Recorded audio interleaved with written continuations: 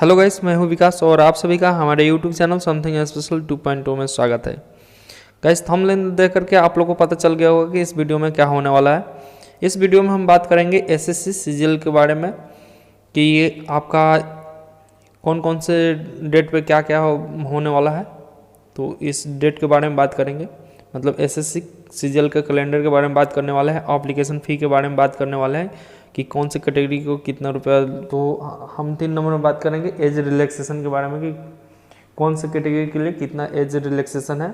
इसके बाद क्वालिफिकेशन के बारे में बात करेंगे, कौन से पोस्ट के लिए कितना आपको क्वालिफिकेशन चाहिए, क्या क्या मतलब क्वालिफिकेशन में क्या क्या चाहिए, कौन कौन से सब्जेक्ट से आपको क्वालिफाई होना चाहिए कौन कौन से पोस्ट के लिए।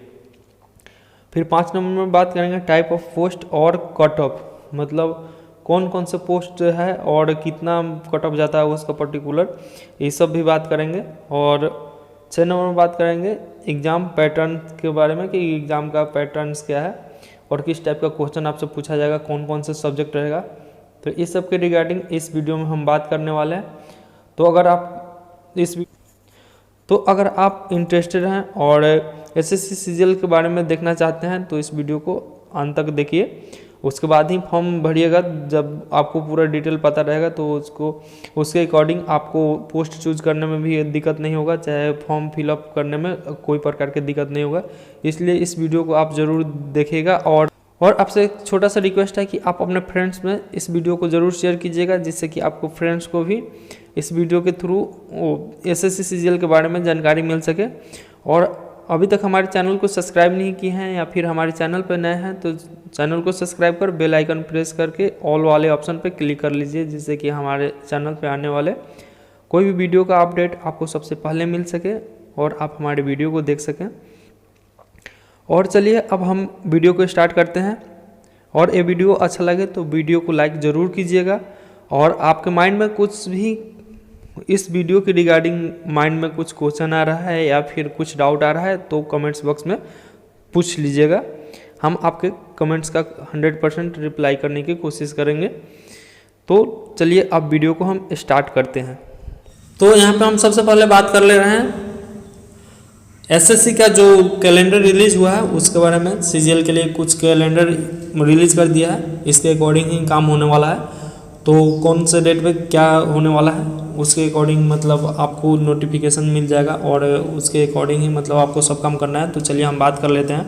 तो देखिए, सबसे पहले आपको यहाँ पे date of submission of online application जो स्टार्ट हो रहा है वो 23 से हो रहा है, मतलब 23 दिसंबर से हो रहा है और 23 जनवरी तक चलेगा। फिर बात कर लेते हैं last date and time of receipt of online application का। तो लास्ट डेट है कि आप जो एप्लीकेशन फॉर्म भरे हैं उसका जो रिसिप्ट आपको मिलने वाला है वो 23 जनवरी तक लास्ट मिल सकता है 11:30 बजे रात तक। तो उसके पहले आप इसको डाउनलोड कर लीजिएगा। और जो लास्ट डेट एंड टाइम है for making online fee payment जो है, अगर आप नहीं किए हैं तो आपको 25 जनवरी तक टाइम मिल रहा है 11:30 बजे रात तक। उसके पहले आपको फी पेमेंट कर देना है, नहीं तो आपका एप्लीकेशन जो है वो इनवैलिड हो जाएगा और आप एग्ज़ाम के लिए वैलिड नहीं रह पाएंगे। तो इसको 25/1 के पहले तक आप इसको कर लीजिएगा। हम यहाँ पे आप लोगों को बताना चाहेंगे, थोड़ा सा सजेस्ट करना चाहेंगे कि अगर आप लोग फॉर्म भरने को स्टार्ट कीजिएगा ऑनलाइन एप्लीकेशन डालने के लिए, जब भी डालिएगा लोग तो कोशिश कीजिए लोग कि स्टार्टिंग के 2-3 दिन पहले को छोड़ करके और लास्ट के 2-3 दिन पहले छोड़ करके उसके बीच ही में ही फॉर्म डालने के लिए, क्योंकि लास्ट में जो होता है सर्वर ऑटोमेटिक डाउन हो जाता है, उसमें पेमेंट फंसने का डर रहता है या सही प्रोसेस काम नहीं कर पाता है, सही से काम नहीं कर पाता है तो फ़ोटो अपलोड या बहुत सारे प्रॉब्लम क्रिएट हो जाता है और उसमें बहुत सारे लोग छूट जाते हैं या इनकम्प्लीट फॉर्म रह जाता है। तो या फिर पेमेंट फंसता है तो वो क्लियर नहीं हो पाता है, क्योंकि 2-3 दिन तक टाइम रहता है। और कोई भी पेमेंट फंसता है तो वहाँ पे बताया जाता है 2-3 दिन तक वेट कर लेने के लिए। तो फिर उसके बीच में आपका या तो डबल पैसा लग सकता है या फिर वो फंस जाएगा। शुरू में भी यही दिक्कत होता है कि सही से सर्वर काम नहीं कर रहा होता है, चाहे बहुत सारे प्रॉब्लम जो होता है, बहुत सारे लोग कंप्लेन करते हैं तो उसके अकॉर्डिंग फिर सर्वर को मॉडिफाई किया जाता है। तो 2-3 दिन तक इधर शुरू में, और कोई भी फॉर्म है अभी मतलब सिर्फ इसका ही नहीं बता रहे हैं, क्योंकि जो जनरल का फॉर्म आ रहा है मतलब इस सब कैटेगरी का, तो इस सब में क्या होता है कि बहुत सारे लोग फॉर्म डालने वाले होते हैं तो यहाँ पे ऑटोमेटिक भीड़ हो ही जाता है। और जो बीच में जो टाइम होता है उसमें सब लोग आराम से कभी कभी भरते हैं, तो उसके लिए मतलब कुछ ज़्यादा प्रॉब्लम नहीं होता है, तब तक मॉडिफाई भी कर दिया गया होता है। तो यहाँ पे ध्यान रखिएगा लोग, और फिर आप अपने अनुसार से भर लीजिएगा। अब यहाँ पे थोड़ा सा बात कर ले हैं कि last date and time for generation of offline challan. अगर ऑफलाइन आप जनरेशन करना चाहते हैं तो लास्ट डेट है आपको 26/1, मतलब लास्ट डेट है 26/1 तक ही जनरेट कर सकते हैं ऑफलाइन चालान। अगर आप ऑनलाइन नहीं पेमेंट कर रहे तो ऑफलाइन के लिए लास्ट डेट है 26 जनवरी रात के 12:30 बजे तक, 11:30 बजे रात तक। फिर अभी बात कर ले रहे हैं कि last date for payment through challan से लास्ट डेट कितना तारीख तक है, तो 27 तक है। वो भी जब तक बैंक जो खुला रहता है, मतलब 10 से 4 का जो नॉर्मल शेड्यूल है उसी टाइम में आप लास्ट डेट तक कर सकते हैं, मतलब 27 तक। अगर ऑफलाइन चालान के थ्रू अगर करना है तो फिर 27 तारीख तक आपको कर देना है किसी हालत में, नहीं तो आपके साथ प्रॉब्लम क्रिएट हो सकता है।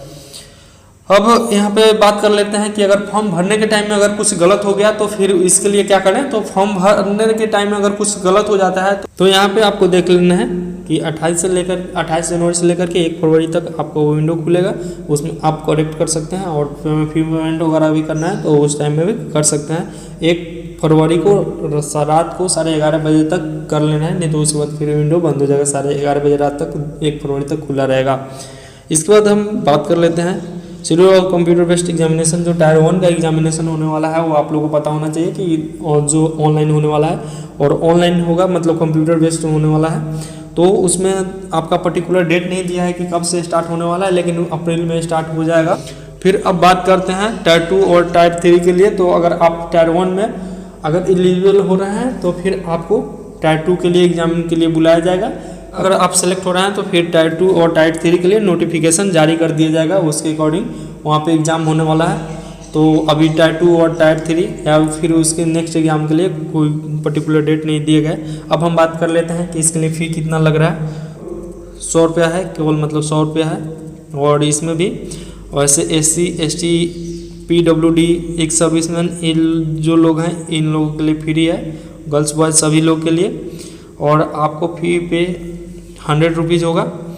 और यहाँ पे ये भी बात है कि आपको किस किस मोड से आप फ़ी पे कर सकते हैं। तो भीम UPI से कर सकते हैं, नेट बैंकिंग से कर सकते हैं, वीज़ा से कर सकते हैं, मास्टर कार्ड से कर सकते हैं, रुपए पे क्रेडिट कार्ड से कर सकते हैं, चाहे डेबिट कार्ड से कर सकते हैं। SBI ब्रांच से जा कर के ऑफलाइन जो चालान है उसको जनरेट करवा सकते हैं, SBI चालान, उससे भी पे कर सकते हैं। ठीक है। ऑनलाइन का जो टाइम बता दिया है कि 25 तक रहेगा। ऑफलाइन का जो चालान जनरेशन का है 26 तक रहेगा, 26 जनवरी तक। और 27 तक किसी हालत में चालान के थ्रू पे कर ही देना है। अगर चालान से पे कर रहे हैं तो बैंकिंग आवर के टाइम में, मतलब बैंकिंग का जो टाइम होता है बैंक का 10 से 4 होता है, उसके अंदर आपको कर देना है। एग्ज़ाम होने वाला है, एक कंप्यूटर बेस्ड एग्ज़ाम होगा, टायर 2 भी कंप्यूटर बेस्ड एग्ज़ाम होगा।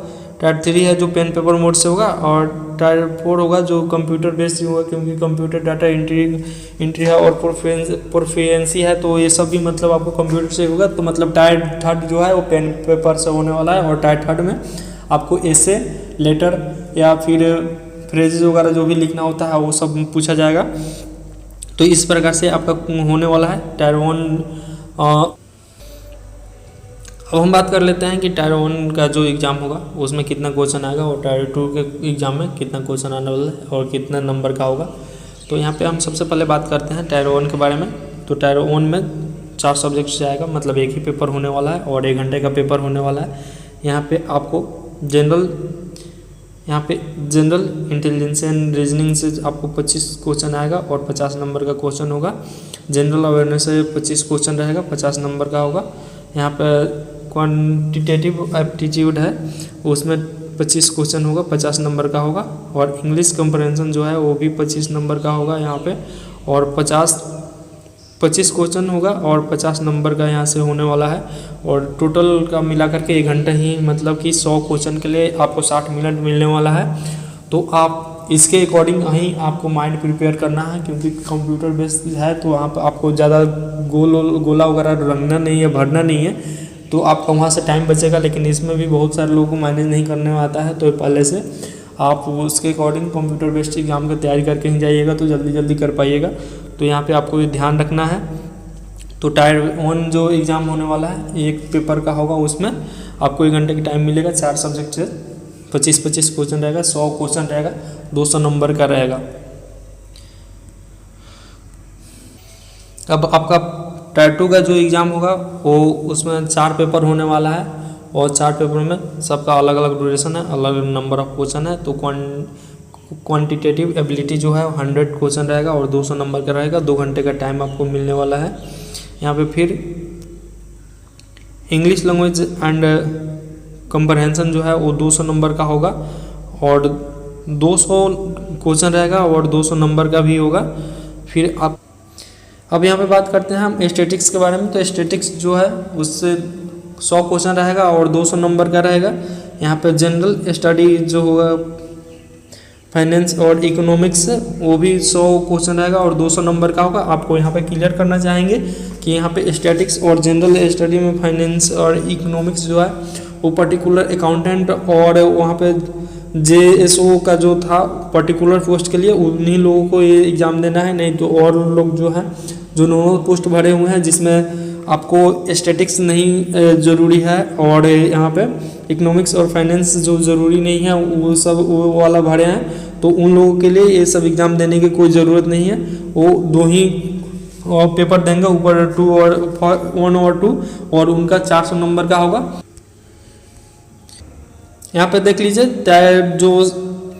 टायर 3 एग्जामिनेशन होगा वो पेन पेपर से होगा। उसमें क्या क्या पूछा जाएगा, तो डिस्क्रिप्टिव पेपर इन इंग्लिश और हिंदी, इंग्लिश में दे सकते हैं चाहे हिंदी में दे सकते हैं। उसके लिए writing of essay, phrases, letter, application, ETC रहेगा। उसमें मतलब यही सब रहेगा। 100 नंबर का होगा, 100 नंबर का होगा और 1 घंटे का टाइम आपको मिलेगा। यहाँ पे बात कर लें मोड ऑफ सिलेक्शन का, तो maximum qualifying marks in tier 1 इस paper of the tier 2 and tier 3 examination are as follow. मतलब जो टायर 1 का है उसका टायर 2 में प्रत्येक पेपर का, टायर 2 में 2 पेपर नॉर्मल लोगों के लिए था और 4 पेपर था जो मतलब उससे बिलोंग करते हैं। मतलब आपको 3 पेपर देना होगा स्टैटिक्स वाले लोगों को और अकाउंटेंट्स जो रिलेटेड जो पोस्ट है उसमें 3 पेपर लोगों को देना पड़ेगा। तो उन लोगों के लिए मतलब हर एक पेपर में एटलीस्ट अगर UR से बिलोंग करने वाले कैंडिडेट होंगे तो उनको 30% मार्क्स लाना पड़ेगा इस पेपर में से टायर 2 के लिए। और टायर 1 में एक ही पेपर है, इसलिए वहाँ पे भी अनरिजर्व कैटेगरी के कोई भी हो तो उनको 30% मार्क्स लाना पड़ेगा टायर 2 में। और इस पेपर प्रत्येक पेपर में आपको 30% मार्क्स लाना पड़ेगा, तब मतलब नेक्स्ट लेवल के लिए आप चुने जाएंगे। और फिर आपको जहाँ तक बात करते हैं OBC EWS के लोगों के लिए, तो उन लोगों के लिए 25% मार्क्स कंपलसरी है, तो ही नेक्स्ट लेवल के लिए। और अदर कैटेगरी के लोगों को मतलब 20% मार्क्स लाना पड़ेगा। टायर 2 का एग्ज़ाम दे रहे हैं तो हर एक पेपर में अगर आपका 20 मतलब हर एक पेपर में अगर अनरिजर्व कैटेगरी से बिलोंग करते हैं तो 30% मार्क्स आएगा, तो ही आप मतलब टायर 3 के लिए चुने जाएंगे।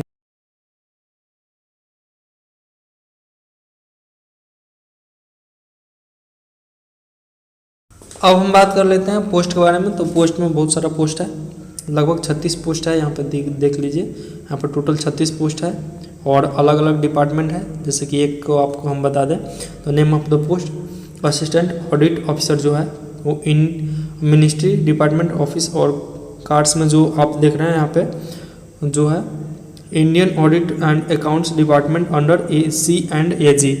यहाँ पे classification post, classification of the post जो है ग्रुप B गेजेटेड है। और जो दूसरा नंबर है असिस्टेंट अकाउंट्स ऑफिसर जो है Indian audit and accounts department under C&G, तो ये भी ग्रुप B का गेजेटेड है। मतलब कि ये ऑफिसर डायरेक्ट बनता है इससे, और गेजेटेड ऑफिसर डायरेक्ट बनता है। और इसको छोड़कर दो के जो नीचे है इसमें मतलब ये सब में आपको डायरेक्ट यहाँ से मिल जाएगा। हाँ, ग्रुप B में जाएगा तो नॉर्मल ग्रुप B है उसमें आपको प्रमोशन होकर के आप गेजेटेड ऑफिसर बन पाएंगे। तो ये सब यहाँ पे पोस्ट दिया हुआ है। इसके लिए एज लिमिट जो है ग्रुप B का ऑडिट असिस्टेंट जो 1 नंबर पे है उसका एज 18 to 30 है, मतलब 18 साल से 30 साल तक है। और जो दूसरा है असिस्टेंट अकाउंट्स ऑफिसर जो है उसका भी आपको 18 से 30 साल तक एज है और सबका एज लिमिट यहाँ पे दिया हुआ है। तो यहाँ से आप पोस्ट चूज कर सकते हैं और उसके अकॉर्डिंग अगर आपका मेरिट बनता है तो उसके अकॉर्डिंग आपको देखा जाता है कि अगर आप मतलब जो प्राइमरी चूज किया है अगर उसके अकॉर्डिंग आ रहे हैं तो आपको वो पोस्ट दिया जाता है। तो यहाँ से आपको सोच समझ के जो भी पोस्ट चूज करना है वो कर सकते हैं और आपको जिस पोस्ट के लिए मतलब आप चाहते हैं कि हम इस पोस्ट पे जाएं या मतलब मेरा इस पोस्ट पे सिलेक्शन हो तो आप यहाँ से चूज कर सकते हैं। यहाँ पे टोटल 36 है। यहाँ पे मतलब आपको डिपार्टमेंट दे दिया गया है कि कौन सा डिपार्टमेंट के लिए आप जा सकते हैं। जूनियर स्टैटिकल ऑफिसर जो है JSO है जो स्टैटिक्स एंड प्रोग्राम इम्प्लीमेंटेशन के लिए है। तो इस तरह से स्टैटिकल इन्वेस्टिगेटर जो है और ग्रेड 2 पे रजिस्ट्रार जनरल ऑफ इंडिया हो सकता है।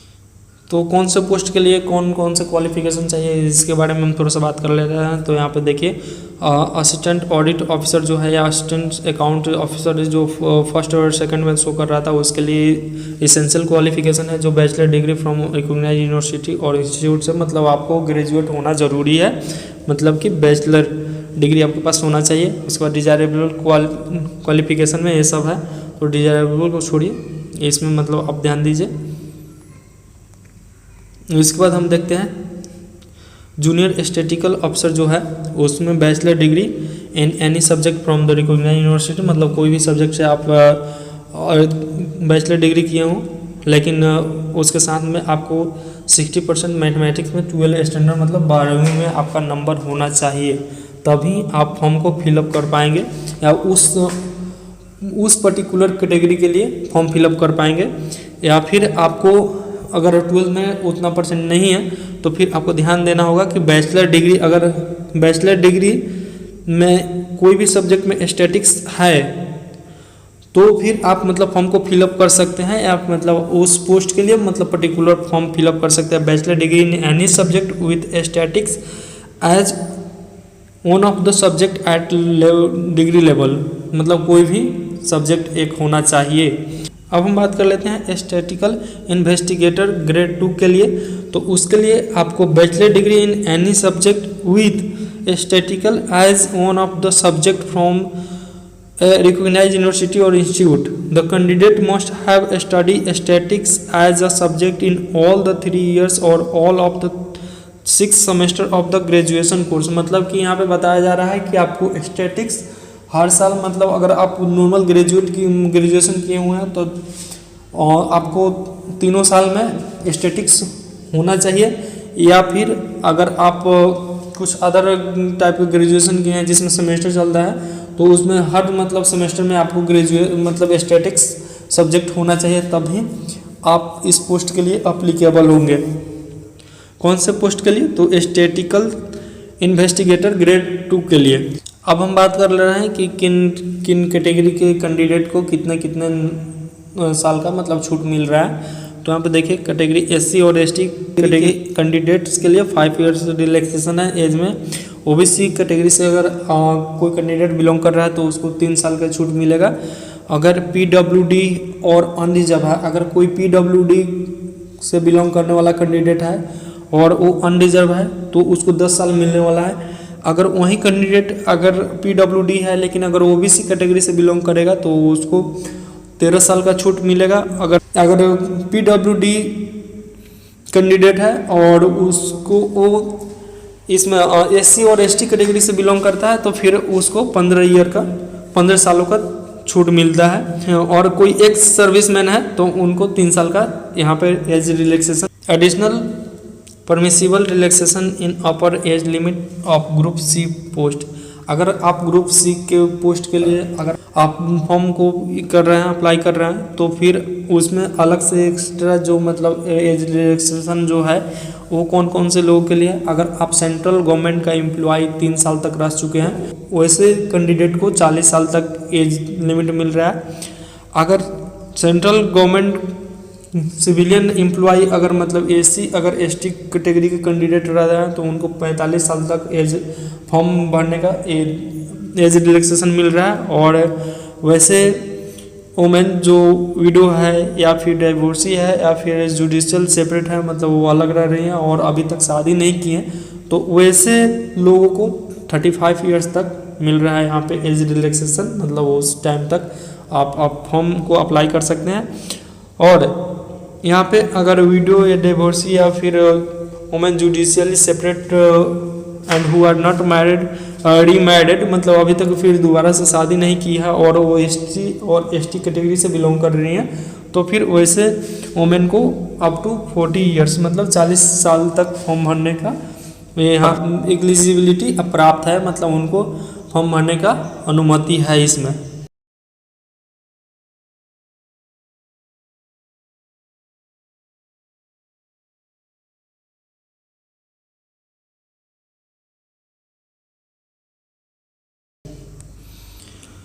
उम्मीद करता हूँ कि ये वीडियो आपको पसंद आया होगा। अगर वीडियो पसंद आया हो तो वीडियो को लाइक कर दीजिएगा और इस वीडियो को अपने फ्रेंड्स में जितना हो सके शेयर ज़रूर कीजिएगा।